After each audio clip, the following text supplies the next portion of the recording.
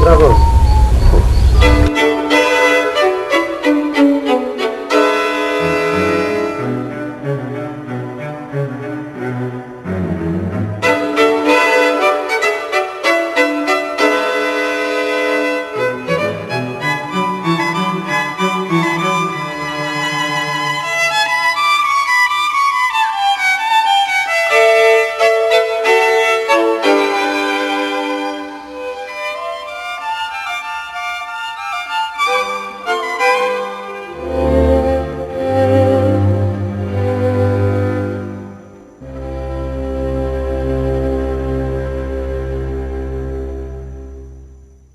Ariano Suassuna, advogado, professor, teatrólogo, romancista, imortal da Academia Brasileira de Letras, reconhecido mundialmente pela grandiosidade da sua obra, ou simplesmente um apaixonado pelas raízes nordestinas. Ariano casou-se em 1957 com Zélia de Andrade Lima, com quem teve 6 filhos. Ele nos recebeu em sua casa, em Recife, como a mais gentil das pessoas. E de forma encantadora, falou sobre os mais variados temas. Ariano, você sempre tem feito referências ao Brasil real, ao Brasil oficial. Como é que está o Brasil real hoje? Esse povo que faz a imensa maioria dos desvalidos no Brasil continua numa situação que é apenas um pouco melhor do que a situação de escravidão em que viveram os negros aqui. E sob certos aspectos pior, porque o proprietário de escravos, pelo menos, não olhava o escravo como uma propriedade dele e tentava que ele sobrevivesse o mais possível por motivos econômicos e não humanitários. E depois da emancipação, entre aspas, nem isso. Né? A eleição do Lula não ajudou a mudar um pouco e fazer esse encontro do Brasil oficial com o Brasil real? Ajudou. Ele mesmo, simbolicamente, é uma pessoa nascida no Brasil real e que, graças às suas invulgares qualidades pessoais, chegou à presidência da República, o que não é comum. Agora, o pessoal às vezes pergunta a mim se eu estou decepcionado com o Lula. Não estou, não. Eu não estou porque eu sabia desde o princípio que ele não é em 4 anos que um governo pode mudar uma injustiça de 5 séculos. Não é? A injustiça social brasileira começou no dia que os portugueses chegaram aqui. Ou melhor, no dia que nós chegamos aqui. Não é? Porque fomos nós. No momento em que a Carta de Caminha tem a Carta de Pero Vaz de Caminha tem um momento que me parece muito significativo. Cabral, que pertencia ao Portugal oficial, ele muito astuciosamente ele não desceu. Né? Ele chegaram no dia 22 de abril e ele ficou lá. Ele mandou outros, porque ninguém sabia qual era a recepção que ia ter. Né? Aí depois que viram que os índios eram pacíficos, vieram 2 para visitá-lo. E Pero Vaz de Caminha conta lá que ele recebeu numa cadeira, magnificamente vestido, com um grande colar de ouro ao pescoço.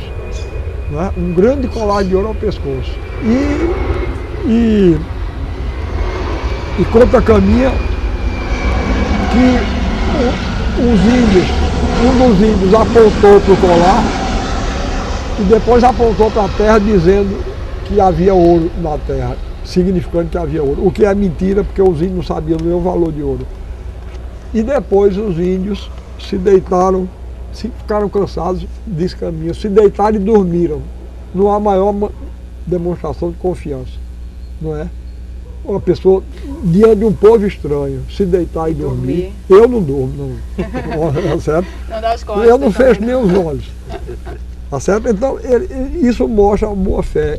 Pois bem, nesse momento, os índios não sabiam nem o que era um golpe de Estado, já estavam levando o primeiro. Foi o primeiro golpe de Estado da nossa história. Não é? Nós, que hoje somos descendentes de Caminha, de Cabral e dos companheiros dele. Chegamos aqui, na hora que, enquanto os portugueses não tinham chegado, os índios eram gente. Não eram índios, não. Inclusive o nome está errado, porque botaram o nome porque pensavam que eles eram indianos, não é? Índios. Eles eram gente, mas com a simples chegada dos portugueses, eles se tornaram nativos, não é? E eles, nesse momento desse encontro aí, até simbolicamente, Cabral, Cabral, Caminha e os outros capitães das naus que dão origem ao Brasil oficial. E esses dois índios aí, e os portugueses pobres que foram mandados primeiro como boi de piranha, são o começo do Brasil real. Então essa injustiça dura desde aí. Dura desde aí. Mais de 500 anos. E aí agora a gente sabe, Lula, eu conheço o Lula pessoalmente, me dou muito bem com ele, gosto muito dele. Eu sei que se ele pudesse, ele fazia muito mais. Mas a pessoa, para chegar ali, tem muitos compromissos. E só faz alguma coisa fundamental numa revolução. E eu não sei se o preço vale. Porque eu tenho a experiência, a gente tem a experiência da Revolução Francesa, não é? Que deu aquela mortandade toda, todas as crueldades do terror. Não estou defendendo com isso o antigo regime, não. O antigo regime era estúpido, brutal, explorador. Mas Robespierre, Danton, Marat, esses praticaram as maiores atrocidades do mundo. Para quê? Para instaurar no mundo o capitalismo, que Balzac denuncia tão bem nos livros dele, né? Depois foi a Revolução Russa. Stalin confessou que só para a instauração da NEP, da nova política econômica, ele fuzilou 10 milhões de pessoas. Você 10 já milhões. disse... E para dar em que chegou o capitalismo lá de novo, não é? Então eu acho que a gente tem uma natural impaciência, porque a gente quer que o tempo da história coincida com o tempo da nossa biografia. Mas o progresso moral da humanidade é muito lento. Por que é tão difícil conciliar justiça e liberdade, como você já disse, inclusive em outras ocasiões, assim, no regime? É porque, veja bem, quando você dá liberdade, veja bem, vou pegar dois exemplos. A União Soviética, a antiga União Soviética, privilegiava a justiça em detrimento da liberdade. Quando eu era jovem tinha até uma história muito boa que dizia que encontraram-se três cachorros em Paris. Um cachorro inglês, um francês e um russo. E o francês disse para o inglês: a situação na Inglaterra tá boa. Ele disse: tá nada, olha como eu estou magro. Eu já vim para cá para ver se eu como alguma coisa, porque estava uma fome lá, isso era logo depois da guerra, né? Aí o francês disse: pois veio para o lugar errado, porque olha também como eu estou aqui. Aqui está uma desgraça. Aí quando olharam, um cachorro russo estava gordo, aí olharam para ele: você lá, está comendo? Tá. Sim, o que foi que você veio fazer aqui? Ele disse: eu vim latir. Quer dizer, então, quando você abre, aí acontece que entre todas as liberdades, o homem é, por natureza, um explorador do outro, não é?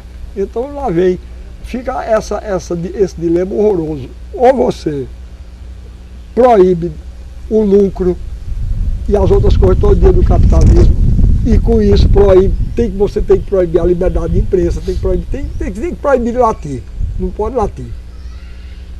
Ou então você faz a outra opção, aí toda exploração. Você acredita em liberdade de imprensa, Ariano? Já que você tocou nesse assunto, existe aqui nesse país? Eu vou lhe ser franco, outro dia até me pediram para eu protestar aí contra qualquer coisa em nome da liberdade de imprensa. E eu disse que eu não me meti em postura não, tá certo? Porque eu não conheço. Eu conheço somente dois tipos de imprensa. Eu conheço a imprensa controlada pelo poder econômico e militar, pelo poder militar e político, como era na antiga União Soviética. Ou então a imprensa controlada pelo poder econômico, como é nos Estados Unidos e no Brasil atualmente. Então, imprensa livre eu não conheço não. Esse Brasil real e oficial que existe dentro da casa de cada um de nós, né? Existe, Você tanto falou, é que é o canudos que existe em cada residência. Você acha que isso é possível modificar? Houve algum avanço aí nessa dicotomia entre as pessoas? É possível modificar. Eu tenho esperança.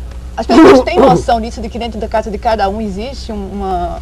Não tem muito não. As pessoas convivem às vezes com a injustiça como se aquilo fosse uma coisa natural. Normal. Eu, infelizmente, para mim, eu não sei conviver, tá certo? Eu vivo desse jeito, eu tenho os meus arraiais de canudo dentro da minha casa, mas eu sei que isso é uma coisa injusta, que não devia ser assim. Olha, tem uma coisa que a mim me deixa apavorado, e que a nossa classe faz, normalmente. O quê? É uma coisa tão simples que a gente nem presta atenção, de tão natural que a gente acha. As pessoas que preparam a comida da casa da gente não se sentam com a gente na mesa. Você acha isso um absurdo? Eu acho isso, não acho não, isso é um absurdo. Não é que eu acho não, é um absurdo. Quer dizer, não se pode conviver com uma sociedade onde a injustiça é tão grande que termina nisso. A grande maioria tem que se sujeitar a receber salários que são desprezíveis. Você veja uma coisa, normalmente, quando se está falando, a classe média brasileira, quando está falando sobre os salários baixos que a gente ganha, se a empregada entrar, você baixa o tom de voz. Tá certo? Porque é pouco e é uma vergonha. É uma vergonha, né? É vergonha falar. Isso é uma coisa. Salário mínimo no Brasil é mínimo mesmo. É mínimo mesmo. Mínimo mesmo. Não pode ser assim. A disparidade é grande demais. O regime capitalista é um regime profundamente injusto. Agora, eu lutarei contra ele enquanto puder. Mas eu tenho muito medo de lutar pelos processos revolucionários. Ariano, como é que você se define? Um socialista? Eu me defino como socialista. Eu sou militante do Partido Socialista Brasileiro. Você está filiado? Sou filiado. Partido? Continua filiado? Continuo filiado. Mas por que nunca entrou na política, nunca exerceu um mandato? Eu não sou político, não. Eu não tenho vocação. Não tenho vocação política, não. Mesmo depois de ter sido secretário de um governo? Veja bem, eu fui secretário de Cultura 2 vezes. Fui secretário de Cultura do Recife e fui secretário de Cultura de Pernambuco. Mas, em ambos os casos, eu só aceitei porque tanto o prefeito quanto o governador me prometeram e cumpriram que eu teria inteira liberdade de atuação. Política não entraria. Era técnico o cargo, né? Eu não sei se técnico, era um cargo de era um escritor e sendo um cargo de secretário de Cultura. E você teve essa liberdade, Ariano? Total. Olha, eu vou lhe dizer logo uma de entrada. Quando eu assumi a Secretaria de Cultura do Estado, eu disse a doutor Arraes, eu não quero assessores políticos, não. Eu quero assessor artista. Então eu nomeei um músico, uma bailarina, um gravador, um mestre de maracatu, eram meus assessores. Porque inclusive eu queria fazer da aula espetáculo uma alavanca, que eu queria deflagrar em todo o Brasil uma discussão sobre a cultura brasileira. Então eu levava os músicos comigo, porque eu sabia que ia ter pouca verba, então eles trabalhavam pelo salário que recebiam de assessores. E a aula quem dava era eu. E qual foi o resultado? Eu achei bastante positivo? Foi? Eu achei que foi. Você me perdoe a mania de grandeza, mas eu acho que hoje existe um outro olhar sobre a cultura brasileira e eu acho que eu fui uma das pessoas que desempenharam o papel nessa mudança. Eu fui. Outros, muitos, um Gilvão Samico, o Antônio Madureira, Antônio Nóbrega, mas eles fizeram dar essa volta. Pelo menos isso, hoje estão dando mais atenção. Foi a partir daí que você passou a ter realmente caminhar por várias cidades, levando essa caravana, vamos dizer assim, fazendo essas aulas de espetáculos, foi daí que surgiu essa ideia? E mesmo quando eu saí, mesmo depois que eu saí da secretaria, continuei a fazer esse trabalho. Agora no segundo semestre de 2005, eu estive no Rio Grande do Sul e na Belém do Pará. No Brasil inteiro, né? No Brasil inteiro. E são concorridíssimas, né? Assim, como é que você se sente? Chega nas aulas e são sempre lotadas e de várias gerações também, não existe... Isso me deixa muito contente, muito orgulhoso. Era para isso mesmo que eu queria dar as aulas. Eu queria que fosse dado muita gente, preferencialmente os mais jovens. Por trás da festa do povo brasileiro e por trás da festa que, consequentemente, aparece nos meus livros, existe uma reivindicação ética e política, inclusive. Tá certo? Se eu acentuo a beleza dos espetáculos populares, não é que eu esteja inconsciente das dificuldades pelas quais eles passam, não é porque minha admiração por eles aumenta mais ainda. Dizem que o povo brasileiro é um povo irresponsável, porque passa fome e se veste, gasta o que não pode para se vestir com aqueles mantos bonitos durante 3 dias. Eu acho que isso é uma prova de grandeza e generosidade do povo brasileiro. Isso é um protesto, não é? Isso é um protesto do sonho contra a injustiça. Eles estão mostrando, com isso, que tem direito a uma vida digna e justa. E quando é que vai fazer a aula espetáculo lá fora, no país, no exterior? Quando é que está marcada alguma viagem? Olha, lá eu fui uma vez convidado pelo presidente Mário Soares para ir a Portugal. E vou repetir agora, eu disse a ele, presidente, olha, eu nunca saí do Brasil, mas se um dia eu sair é para Portugal, porque é o único povo que na Europa tem o bom senso de falar português. Ele ficou todo satisfeito, aí eu disse, não falo muito bem não, mas falo. Tá certo? Então eu posso sair daqui para dar uma aula de espetáculo em Portugal, porque eu não vou renunciar à língua não. Você fala outros idiomas, Ariano? Nenhum outro, nem português? Não precisa também. Não, pra quê? Eu leio mal, inglês eu leio francês bem, e leio espanhol e leio italiano, mas não falo nenhuma. Mas explica pra gente esse desinteresse. Por que não aprendeu a língua estrangeira para ter acesso à literatura? Mas eu aprendi. Isso é um pouco de modéstia, né? A Ariano já, inclusive, traduziu.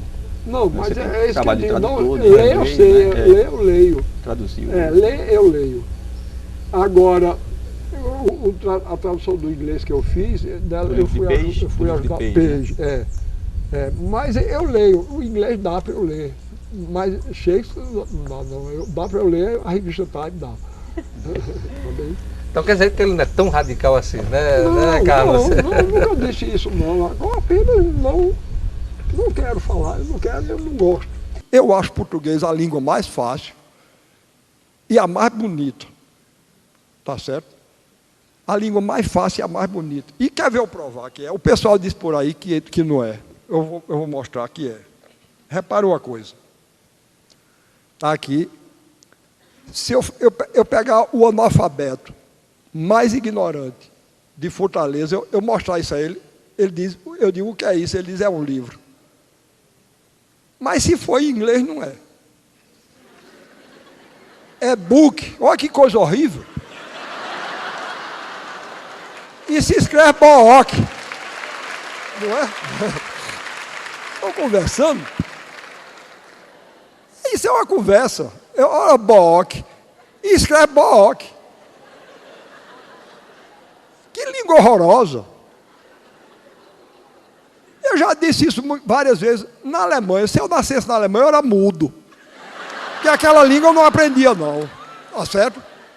Deus me livre e guarde de nascer no lugar daquele, Deus sabe o que faz. Foi ótimo ele fazer eu nascer aqui. Era o único jeito de eu falar, porque era a única língua que eu aprendia. Você se considera uma pessoa radical, né, que tocou nesse assunto? Em que sentido? No sentido essencial da palavra mesmo, de raiz? De origem? Olha, eu vou dizer uma coisa, tem umas coisas que eu sou radical. Eu reclamo muito, deve ser verdade, né? A gente reclama muito disso aqui, então deve ser verdade. Agora, eu acho que nas situações em que a gente está, alguém tem que radicalizar.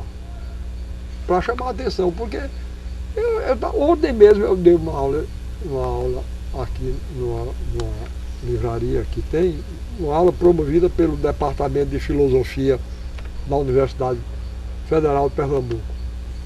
E eles me pediram, eu fui professor lá, não quis me recusar, fui e dei uma aula lá. E eu estava dizendo isso lá, que a quantidade de palavras em inglês que existe por aqui, aqui nesse bairro da Casa Forte, outro dia eu passei. Agora, isso são coisas ridículas, mas já estão ficando, incorporá-los ao dia a dia, a gente já nem nota, que é ridículo. Eu encontrei uma loja chamada Macambiras Center. Macambiras com apóstrofe S. Macambiras Center. Isso é ridículo. Agora, mas não, todo mundo passava, ninguém achando normal. Aí eu disse, olha, me diga uma coisa. Existe um grande romance brasileiro chamado O Triste Fim de Policarpo Quaresma. O que é que vocês achariam de fazer uma edição chamada O Triste End de Policarpo Quaresma? Ou então o meu romance, que eu botasse Zistone do Reino, ou então a Pedra do Kingdom, né?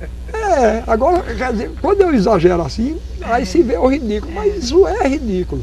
E alguém tem que dizer isso. Você tem que acordar, né? Alguém tem que acordar para isso. E o meu papel no Brasil, um dos meus papéis é esse, chamar a atenção para o fato de que isso é uma coisa triste.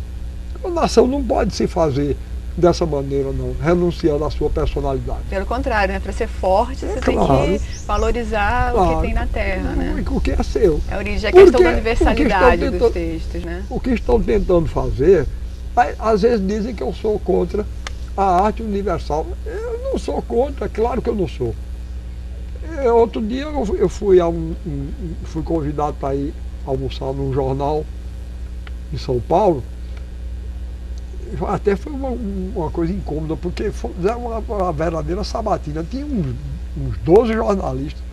Ainda bem que só tem 3 aqui, né? Era uma entrevista coletiva?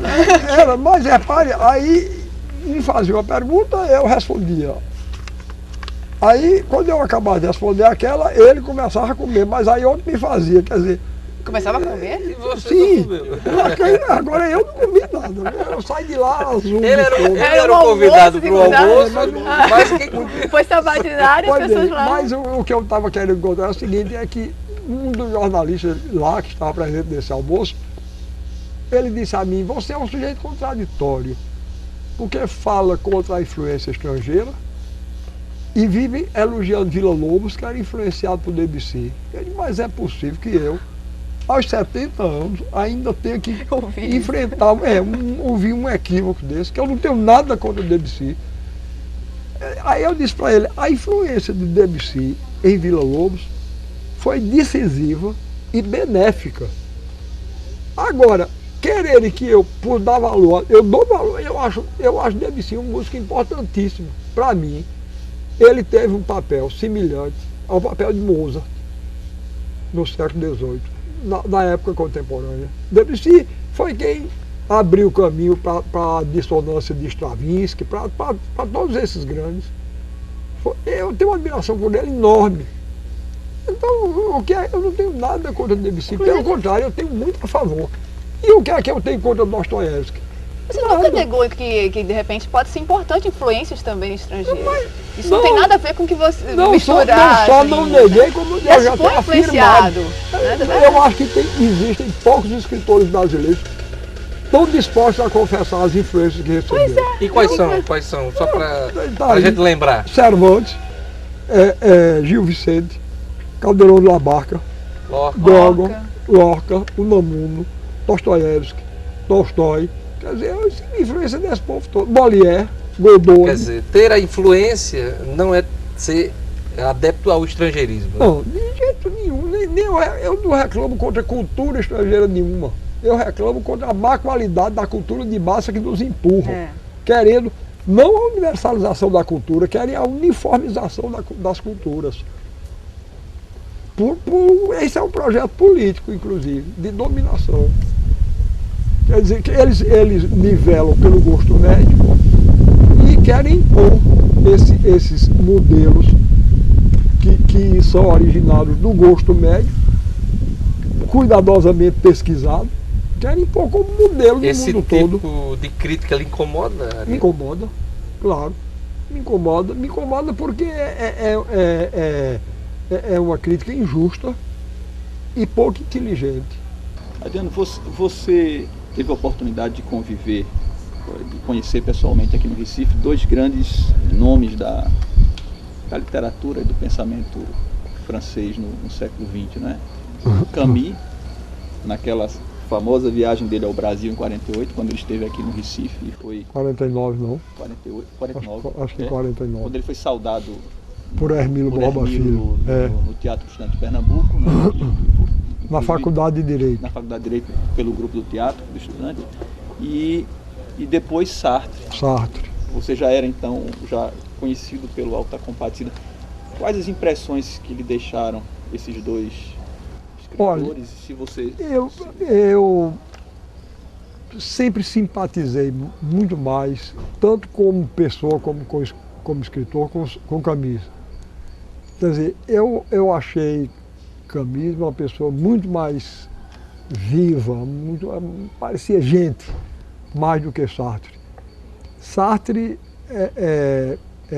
eu tive depois uma boa conversa com ele. O primeiro contato não foi bom, porque eu era muito radical quando jovem, e ele me perguntou, no primeiro momento,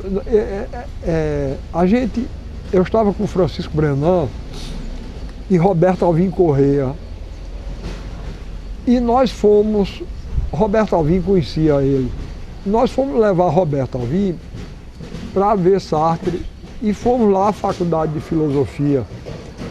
Aí quando chegamos lá, aí disseram, não, o Sartre saiu daqui com o Jorge Amado para a casa de Francisco Brenan. Aí a gente ficou aperreado, porque inclusive Francisco estava fora. Aí nós fomos para o Engenho São Francisco, que era a casa de Francisco Brenan. E quando a gente foi chegando lá, estava cheio de gente, de repórter inclusive, e aí me trouxeram de repente para a frente de Sartre, e ele me disse que tinha lido o Alto da Compadecida e tinha gostado e queria publicar. Ele tinha lido numa versão francesa? Ele tinha lido numa versão em inglês. Do Dillwyn Radcliffe. Já estava editada? Já estava editada. Aí ele me disse que queria publicar na revista Tempos Modernos dele, né? Aí eu disse, eu não quero não. Eu fiquei, aí ele disse, ele ficou bem surpreso e disse, por que eu não quero? Eu digo, porque eu não sou existencialista. E realmente, o motivo era esse, tá entendendo? Ele tinha A revista era uma revista... ateísta militante, tá entendendo? Então, eu não queria aparecer lá, não queria aparecer assim. Aí eu me recusei, quer dizer, aí ficou um certo mal-estar assim. Mas 2 dias depois ele deu uma aula sobre teatro, lá na Faculdade de Filosofia, e foi muito boa a aula.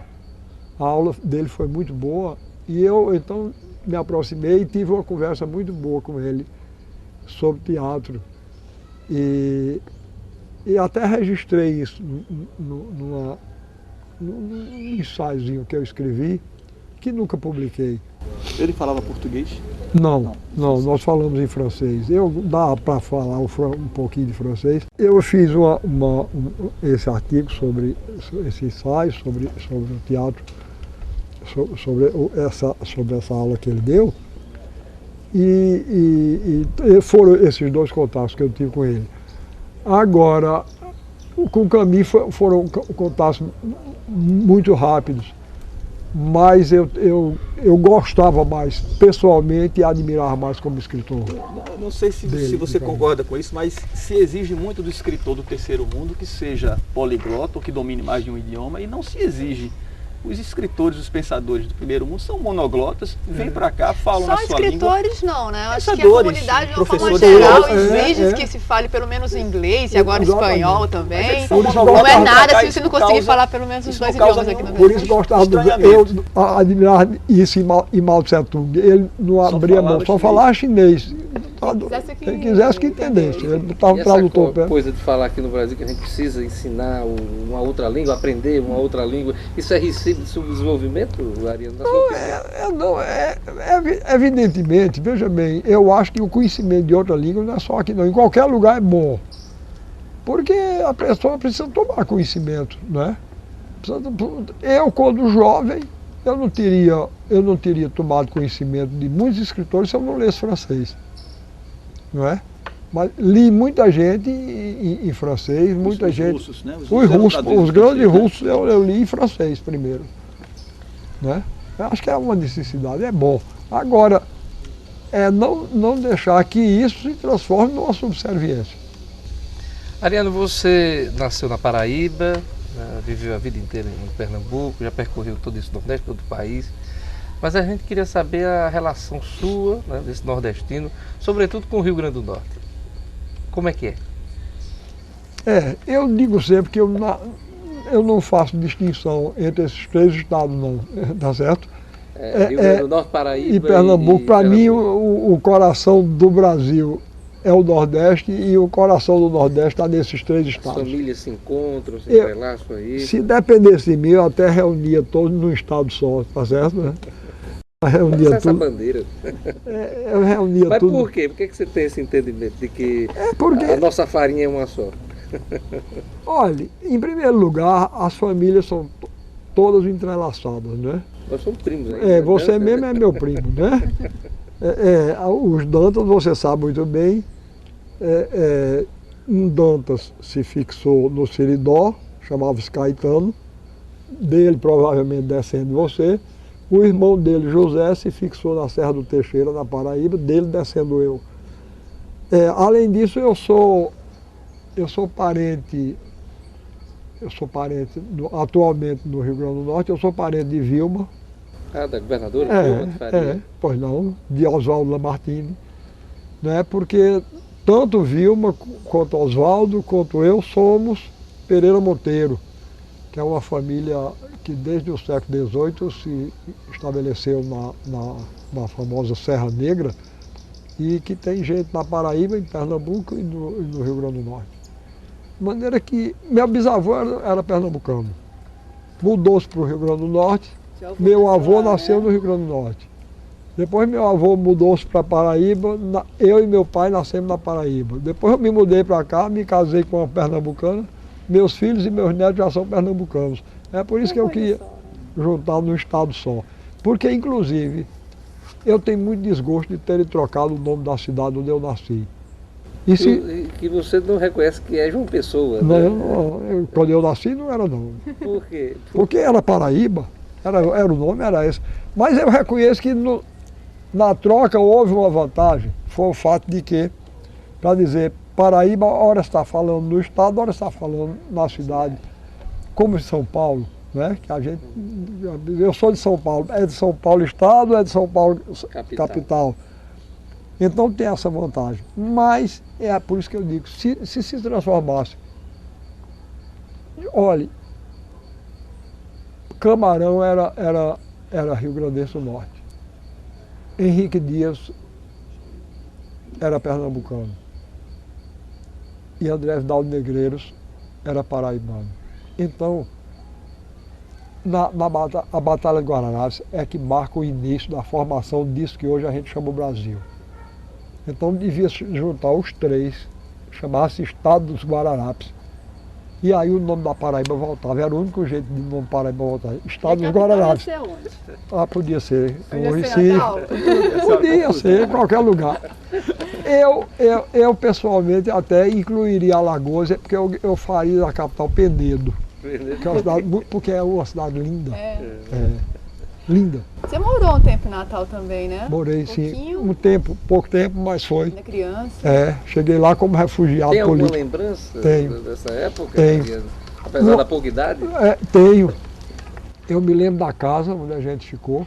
Foi na praia? Foi numa praia, exatamente. Eu me lembro muito do barulho do mar, que me impressionou muito. E me lembro eu dando a mão à minha mãe, andando pelo centro de Natal e ela me apontando o Zeppelin, aquele dirigível alemão que estava aí passando por uma das primeiras viagens pelo Brasil. Estava passando, a primeira vez que eu vi o Zeppelin foi em Natal, nessa época. E onde é que Foi em ficava 30, essa casa? né? Onde é que ficava essa A casa ficava Ponta na do Morcego, né? Na Ponta do Morcego. Ali perto de Ariano? Era a casa do de- governador? Era a Não, casa, não, não, não. era a casa Foi em dele. 30? Eu estive 2 vezes em Natal. Uma vez fiquei na casa do governador Juvenal Lamartine, outra na casa de um desembargador chamado Silvino Bezerra, Isso quando? Quando é que foi? 1930. Mesmo período. 1930. O Ariano, e você tem uma história que você foi uma vez ao Palácio da Redenção, onde você nasceu na Paraíba, né? E pediram para que você... Fui barrado, não. Foi Fui barrado porque eu não você não estava de de, terno e gravata. Foi. Mas por quê? Aí você chegou a dizer que... Foi, aí eu disse, vejam como são as coisas. Essa é a segunda vez que eu estou entrando aqui. A primeira entrei nu e ninguém reclamou, é porque eu tinha nascido lá, né? Ariano nasceu em 16 de junho de 1927, na Paraíba, como era chamada a capital do estado de mesmo nome naquela época. 8º dos 9 filhos de João Urbano Pessoa de Vasconcelos Suassuna e de Rita de Cássia Dantas Vilar Suassuna. O pai era o presidente da Paraíba e o berço de Ariano foi no Palácio da Redenção, sede do governo estadual. Nasceu lá durante Nasci. o O governo governo do seu pai, foi. né? Foi esse momento, assim. Foi. É, Naquele tempo os governadores moravam ah, nos palácios, né, do governo. Hoje é que fazem muito sabiamente a distinção, né? O Palácio do Governo é mais um prédio administrativo, mas morar, a pessoa morar. E nesse retorno ao Palácio da Redenção, a segunda vez que você foi lá, deu para reconhecer alguns ambientes? Deu para lembrar? Apesar... Não, eu saí de lá muito pequeno. Agora, depois eu fui lá uma vez com uma irmã mais velha, porque eu queria identificar o quarto onde eu nasci. E identifiquei. Por meio dela? Por meio dela, ela... Identifiquei e até fiquei muito humilhado porque está transformado numa sala burocrática com 3 computadores lá. Está horrível. Uma frieza desgraçada no lugar onde eu nasci. Ariano, a morte do seu pai, ela marca muitos trabalhos seus, né? O que ela representou para você e até que ponto ela influencia o seu trabalho, a sua obra? Olha, é evidente que foi uma coisa que marcou a todos nós, a mim, a meus irmãos todos. Eu tinha 3 anos, mas me lembro exatamente do dia que chegou a notícia. A gente estava refugiado aqui em Paulista. Eu me refugiei primeiro, nós nos refugiamos primeiro no Rio Grande do Norte, por causa da situação política que estava vivendo na Paraíba, as perseguições que nós estávamos sofrendo. E agora o ambiente ficou insustentável depois da morte do presidente João Pessoa. Então, meu pai, que já estava aqui, morando num hotel aqui no Recife, mandou nos buscar, nós viemos e ficamos morando em Paulista. E foi lá que nós tivemos a notícia da morte do meu pai, que ele tinha sido avisado da possibilidade de que podiam matá-lo.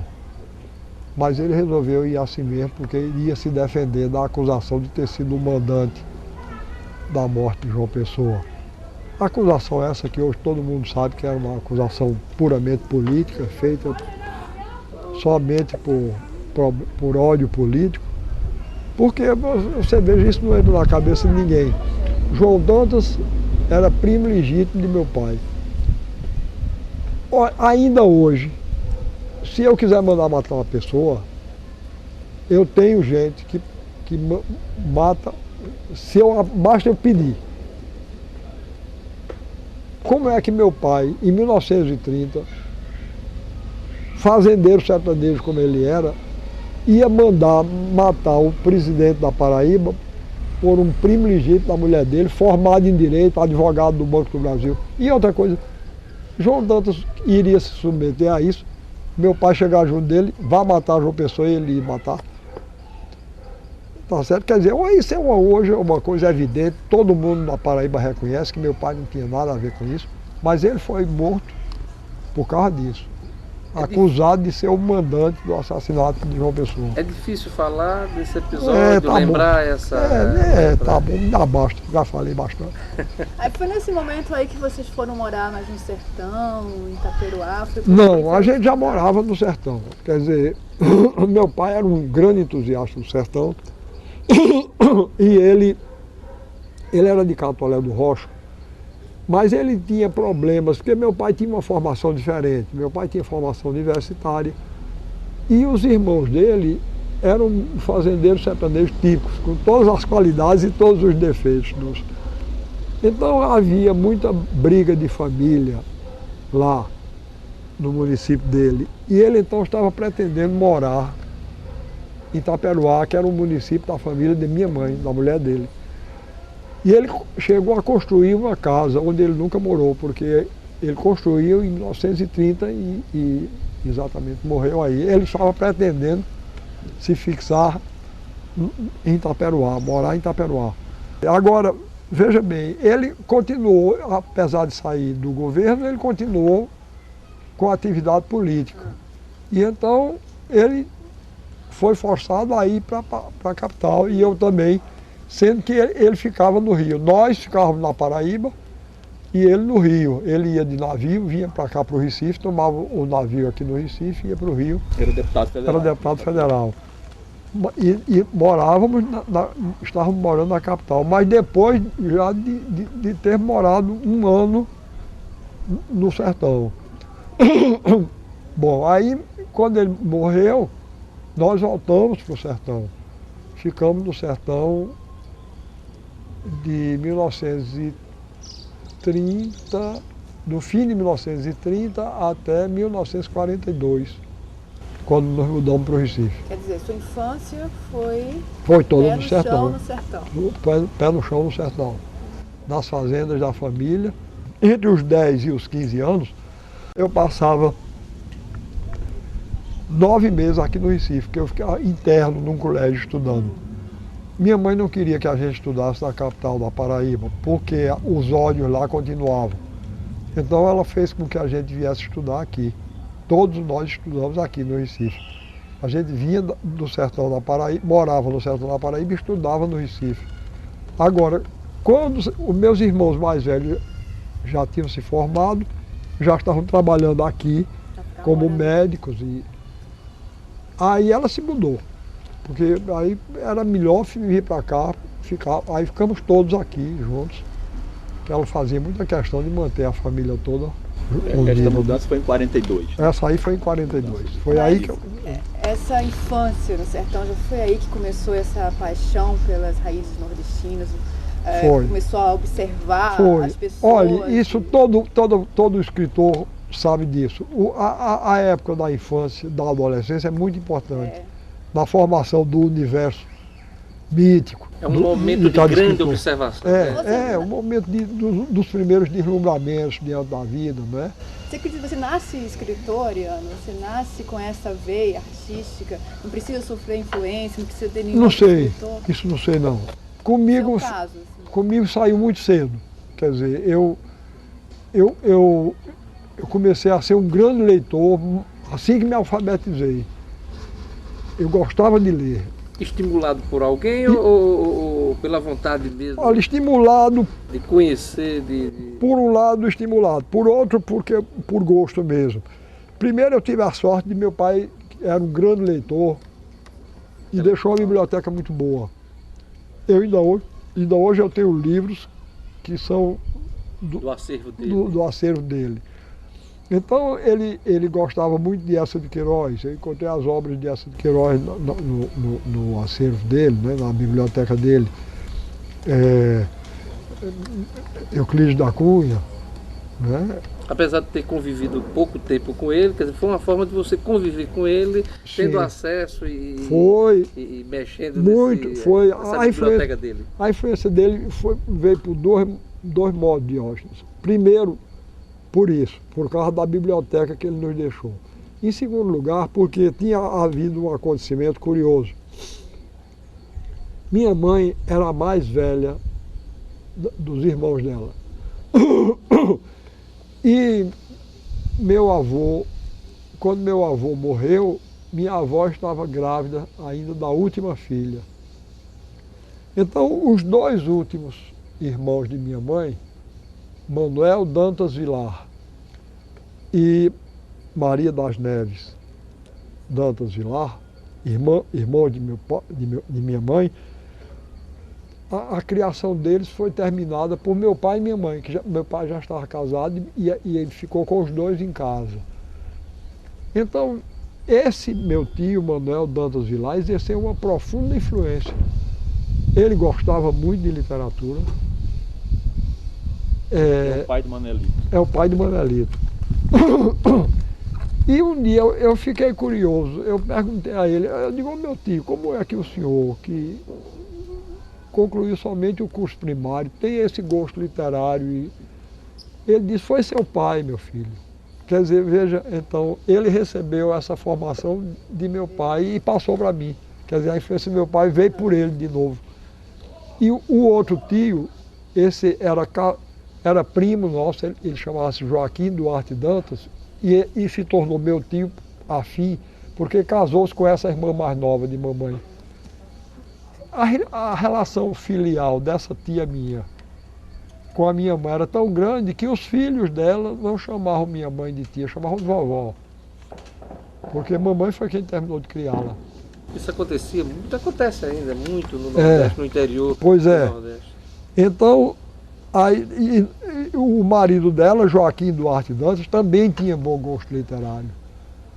E também exerceu uma influência muito grande em mim. E não é por acaso que meu filho mais velho chama-se Joaquim, como ele, Joaquim Duarte Dantas. A minha filha mais velha chama-se Maria das Neves, como minha tia. E o terceiro chama-se Manuel Dantas Vilar Suassuna. Eu, inclusive, botei o nome completo dele, só acrescentando Suassuna, para prestar homenagem e marcar minha gratidão a ele.